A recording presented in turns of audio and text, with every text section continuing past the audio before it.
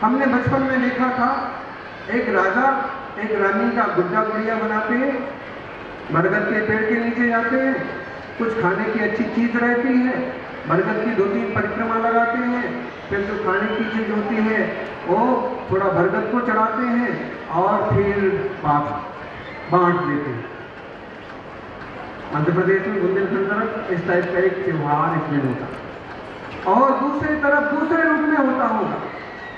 लेकिन इसका आशय क्या है कि हमको बाद में समझ में आया। इसका आशय ये है कि बरगद के नीचे आदिनाथ स्वामी ने तपस्या की, राजा श्रेयांश के यहाँ हुआ, वो प्रतीक है गुड्डा गुड़िया राजा रानी, और बरगद के नीचे उस विधि कन्या में ये आहार दे रहे हैं, और फिर आहार के बाद प्रसाद बांटो सब लोग। आज सामान्य जनता में एक प्रोग्राम चलता, बरगद की पूजा क्यों होती है? बोलो बोलो। बरगद की पूजा आज भी होती है। आप तो जैन हैं, आप कहेंगे एकेंद्र जीव है, बरगद की थोड़ी ना पूजा करना चाहिए। लेकिन कई लोग बरगद की पूजा करते हैं, उसको धागा बांधते हैं, फिर एक बट सावित्री प्रोग्राम भी मनाते हैं। वास्तव में उसका मूल अर्थ है आदिनाथ भगवान ने वृक्ष के नीचे तपस्या की। अब जिनको आदिनाथ भगवान के दर्शन न मिले वो विहार कर गए स्वामी, और खाली पेड़ था, यहीं बैठे थे। चलो अपन इसी को, आचार्य महाराज यहीं बैठे थे, अब उनके दर्शन तो मिलना नहीं, सिंहासन पर हाथ लगाया और पहुंच करके अपने माथे लगे। कितने लोग रास्ते से निकलते हैं गुरुदेव, और उस माटी को हाथ लगा करके अपने सिर पर लगा लेते। ऐसी बरगद बट वृक्ष पूजा में आ गया, यही बैठे थे इसी पेड़ के नीचे। अब दुनिया के जितने बट वृक्ष हैं वो सब आदिनाथ के प्रतीक हो गए। यानी बट क्या, पीपल क्या, आम क्या, नीम क्या, सारे पेड़ पौधों की, कुएं बावड़ी की सुरक्षा होना चाहिए, पर्यावरण की सुरक्षा होना चाहिए, जीव जंतुओं की सुरक्षा होना चाहिए, गाय भैंस बकरी की सुरक्षा होना चाहिए। कारण पर्यावरण के बिना आदमी भी जिंदा रह सकता। चाहे पूजा के नाम पर सुरक्षा करो, और चाहे एकेंद्रीय आदि जीव है ये जान करके सुरक्षा करो।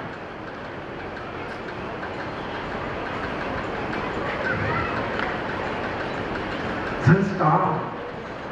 ये आदिनाथ स्वामी, जब मैं श्रीमती की पर्याय में था तब ये वज्रगंध राजा, और तब हमने जंगल में जब पड़ाव किया तो 2 मुनिराज आकाश से आए थे, हमने उन्हें आहार दिया था।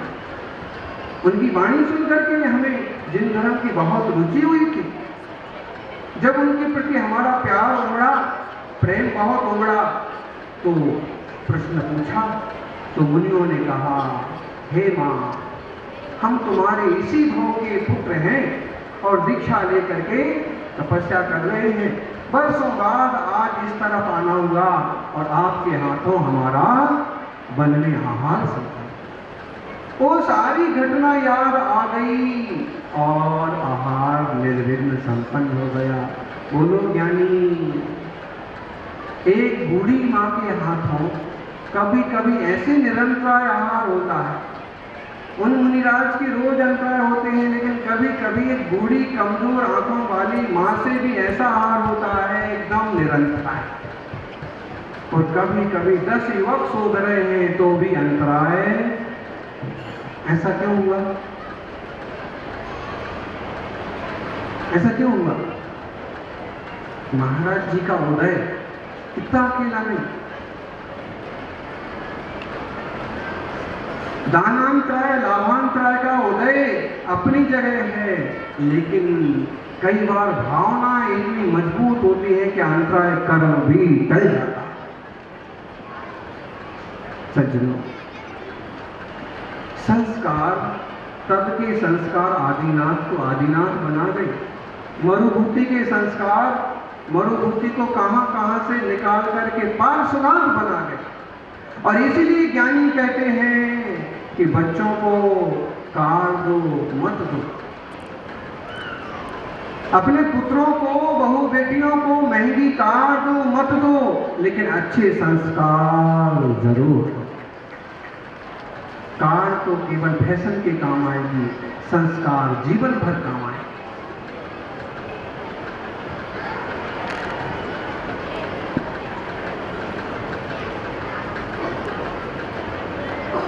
एक पिता, सारे पिता भी सुने, मां भी सुने और बेटे और बहू भी सुने। एक पिता अपने कक्ष में घुस गए, अपने रूम में चले गए। चुपचाप उन्होंने एक पत्र लिखा, एक लेटर लिखा। पत्र तैयार कर लिया, लिफाफा में बंद किया, दरवाजा खोला। बेटा घर पर आ गया था, बेटे को बुलाया, पत्र उसको दे दिया। पत्र को देकर बताइए, बेटे को पत्र दिया, बेटा सामने है। हक्का बक्का होकर के पिता की तरफ देखने लगा। पिता ने कहा, बेटे ये पत्र लिखा है तुम्हारे लिए। अब मैं बूढ़ा हो चला, घर की संपत्ति के वारिस तुम हो, सारी संपत्ति तुम्हारी है। मैं चाहता हूं इस पत्र को अच्छे से बांट लो, बहू से, तुम्हारी पत्नी से चर्चा कर लो।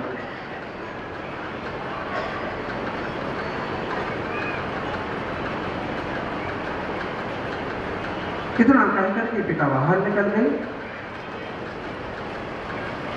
बेटी ने पत्र खोला, पत्र में यही लिखा था, संपत्ति तुम्हारी है, इसके वारिस तुम हो। तुम ऐसा कुछ करो कि थोड़ा धन हमारे पास रह जाए, ताकि बुढ़ापे में किसी के सामने हाथ ना फैलाना पड़े। इसमें से कुछ हमारे हिस्से छोड़ दो, ताकि कभी दान धर्म करना हो तो हमें किसी से मांगना ना पड़े। एक रूम, कुछ व्यवस्था छोड़ करके बाकी सब तुम जो उचित समझो वो निर्णय करना, लेकिन हमारे बुढ़ापे का ध्यान रखना।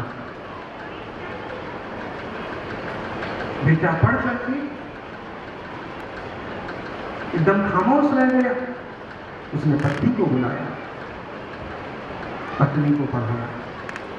पत्नी ने बहुत प्रेम से कहा, मैं तुम्हारी सहधर्मिणी हूं, मैं तुम्हारी अनुचारिणी हूं, एक तरह से मैं तुम्हारी सेविका हूं। आप जो कहोगे सो मुझे मंजूर है। मैं इस पर कुछ निर्णय नहीं करूंगी कि ऐसा करोगे ऐसा मत करो। आप जो उचित समझो सो मुझे मंजूर है, लेकिन ये अपने माता पिता के दिल को ठेस नहीं पहुंचना चाहिए। बहू जिस घर को छोड़ के आई है, वहां कोई दूसरी बेटी बहू बन के आई है। उन माता पिता को उसने छोड़ा है और वहां कभी कभी जाती है, उन्हें माँ पिता कह के खुश होती है। लेकिन जिस घर में आई है, ये भी अब उसके माँ पिता हैं। सास ससुर भी माता पिता से कम नहीं होते। उसी नजरिए से उसने देखा।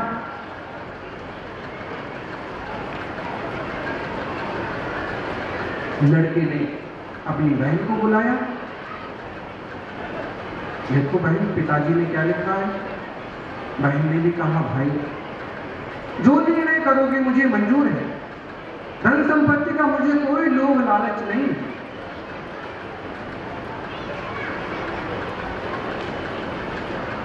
लेकिन अपने माता पिता को दुख नहीं होना था।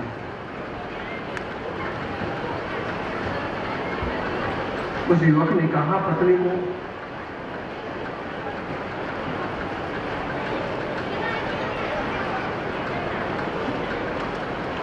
और कोई बात नहीं, जो आप ठीक समझो सो सही। उधर पिता बाहर गए और आंगन में, लॉन में अपनी पत्नी के साथ बैठे थे। बुजुर्ग माँ बाप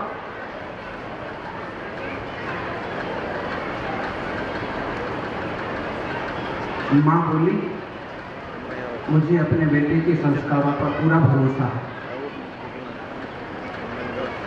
पिता बोले, मैं पत्र दे के आया हूं, तुम्हारे संस्कार कितने पक्के हैं अभी मालूम पड़ जाएगा।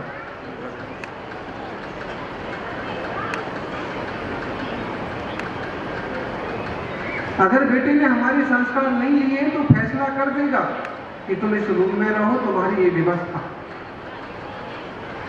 दोनों इतना बोल करके खामोश बैठ गए कि बेटा बाहर निकला। तीनों प्राणी बाहर निकले, बेटा, बहू, बेटी। पत्नी की तरफ देख करके उसने कहा, जाओ। बेटे ने अपनी पत्नी को कहा, जाओ खीर बनाओ, आज मैं खुशियां मनाऊंगा। माता पिता सोचने लगे, आखिर किस चीज की खुशी मनाऊं? एक अलग टाइप का विकल्प उनके मन में आ गया, जाओ खीर बनाओ। और वह आकर के बहन के साथ जो पत्र था, वो पत्र पिता के चरणों में रख दिया। पिता के दोनों पांव पकड़ लिए, उसकी आंखों से झरना झरने लगा। उसने कहा कि पिताजी, माताजी, मुझे ये कोई संपत्ति नहीं चाहिए, मुझे तो एक चरण चाहिए जिनके कारण से मेरे संस्कार जिंदा। आपने मुझे इस लायक बनाया है, मुझे और कुछ नहीं चाहिए। मुझे कुछ देना है तो ये दीजिए और मुझे इनके पास में रखिए। पत्नी ने जब भीतर से बात सुनी तो बहुत उसकी आंखों से भी हर्ष के आंसू आ गए। ये सही निर्णय हुआ। लोभी लालची बेटे अपने माँ बाप की संपत्ति को बचा लेते हैं और कई बार उनकी संपत्ति छीन करके उन्हें वृद्धाश्रम में डाल देते। एक खोटे संस्कार। सुसंस्कारी बेटे अपने माँ बाप की कैसी सेवा करते हैं, इसका एक उदाहरण हमने वडोदरा में भी देखा, संतरामपुर में, मुंबई में भी देखा। बहुत बुजुर्ग माँ बाप के लिए मंदिर जी लाना, दर्शन करवाना, साहस रूप से उनकी सेवा में सम्मिलित होना और समाधि कराने की भावना रखना।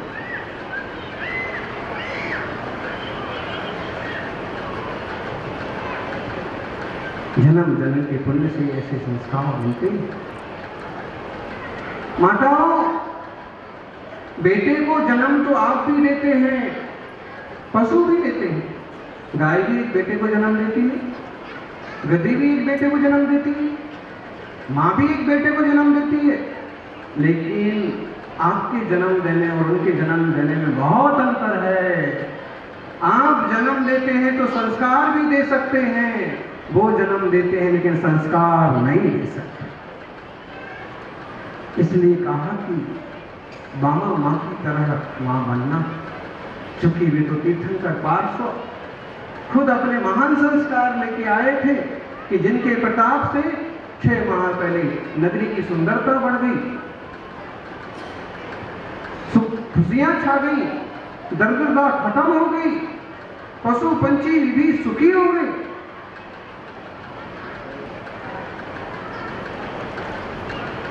हे मां, बेटे को ऐसे संस्कार देना कि भाव में ना भटके। हे बेटा, जॉब तो तेरी कहीं भी लग जाएगी, नौकरी करने के लिए तो तू अमेरिका भी चला जाएगा, ऑस्ट्रेलिया भी चला जाएगा, लेकिन बेटा केवल पेट के लिए भगवान का द्वार मत छोड़। केवल पेट और पेटी भरने के लिए दुनिया में भटकने की जरूरत नहीं है। जहाँ थोड़ा सा धर्म ध्यान हो जाए, जहाँ प्रभु का दर्शन हो जाए, जहाँ मुनियों की चर्या में सम्मिलित होने का अवसर मिल जाए, ऐसे देश को, ऐसे गांव को छोड़ के। गांधीनगर में हम थे, एक पिता 35-37 साल के बेटे के साथ आए और कहने लगे बेटा ऑस्ट्रेलिया छोड़ करके आया। हमने उसको पूछा भाई ऑस्ट्रेलिया तो विदेश है, अच्छी चीज़ है तुम्हारे लोगों के हिसाब से, युवाओं को बहुत रहता है कि विदेश जाना, यहाँ जाना, वहाँ जाना, तुम छोड़ के क्यों आए? तो उसने कहा कि कंपनी जॉब दिया इसलिए गया तो जरूर, लेकिन 2-4 साल खूब देखा, लेकिन ऐसा कुछ भी नहीं लगा कि मुझे ऑस्ट्रेलिया में रहना चाहिए। इतना सा भी धर्म ध्यान करने का अवसर नहीं। मेरी पत्नी से सलाह की और अपना बोरिया बिस्तर बांध करके वापस भारत आए। ऐसा रुपया पैसा, ऐसी मौज मस्ती, ऐसो आराम किस काम का, जिसमें हमें आत्मा की भी रुचि ना हो, आत्म स्वभाव की भी खबर ना हो। मैं गायक हूँ, ये प्रभु हैं, ये गुरु हैं, ऐसे कल्याण होता है, ऐसे पंच कल्याण होते हैं। जहां मैं कुछ ना पाऊँ मुझे वहां नहीं। एक प्रसंग मैंने सुना था, गांव में छोटे बच्चों की पाठशाला चलती थी। स्कूल के बच्चों में दोस्ती हो गई और पाठशाला में भी एक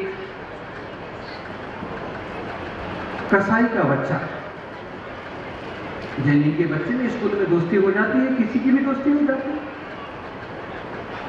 जैनी के बच्चे के साथ पाठशाला आता, गुरुजी भी कुछ नहीं बोलते, बच्चे तो भगवान की सूरत होते हैं। एक छोटे बच्चे को क्या दुत्कारना कि तू अशुद्ध है, तू गंदा है, तू पापी की संतान है, तेरे गांव घर में तो बकरी मार दिए जाते हैं। गुरुजी समझदार थे, कुछ नहीं, जो सब बच्चे सीखते वो भी सीखता। जब कभी पाठशाला में आता अच्छी बातें सीखता। बाद में ऐसे संस्कार बन गए कि पाठशाला नहीं भी आता तो भी एक रुचि बन गई कि किसी जीव को मारना नहीं, सताना नहीं। 12-15 साल का हुआ नहीं कि उसके पिता का देहावसान हो गया। सारे लोगों ने मिलकर के, उस जाति के लोगों ने मिलकर के कहा कि पगड़ी रस्म, अब इस घर को तुमको संभालना है, ये व्यापार को तुमको संभालना है, लो ये चाकू, ये तलवार लो, धंधा चालू करो। उसने मना किया, बिल्कुल नहीं, मैं नहीं करूंगा।